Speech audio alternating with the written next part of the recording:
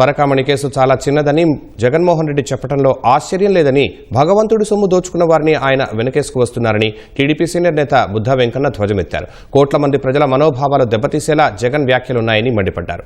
పేదల బియ్యం బొక్కేసిన పేర్ని నాని తమకు నీతులు చెబుతున్నారని బుద్ధా వెంకన్న ఆగ్రహం వ్యక్తం చేశారు. తొందరలో ఈ పరకామణి కేసులో ఎవరెవరున్నారు వెనకాతల?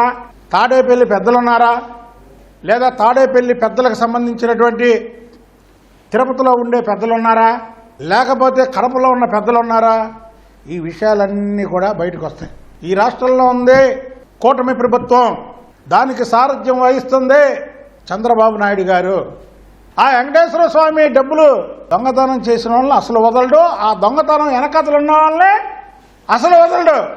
జగన్మోహన్ రెడ్డి వెంకటేశ్వర స్వామి డబ్బులు దోచుకున్నటువంటి వ్యక్తిని చాలా చిన్న తప్పన్నావు. నువ్వు మోకాళ్ళ మీద కూర్చొని ఆ వెంకటేశ్వర స్వామికి బహిరంగ క్షమాపణ చెప్పాలని మేము డిమాండ్ చేస్తున్నాం. ఈ జిల్లా చెందినటువంటి ఉమ్మడి కృష్ణా జిల్లా చెందినటువంటి వ్యక్తి, అసలు నువ్వు బొక్కేసినటువంటి బియ్యం గురించి ఒకసారి చెప్పు. నువ్వు ఇదే వ్యంగ్యాస్త్రాలు ఉపయోగిస్తే మాత్రం నీ పరువు కాస్త తీసే రోజు ముందుందని పేరుని నానికి కూడా వార్నింగ్ ఇస్తున్నాం.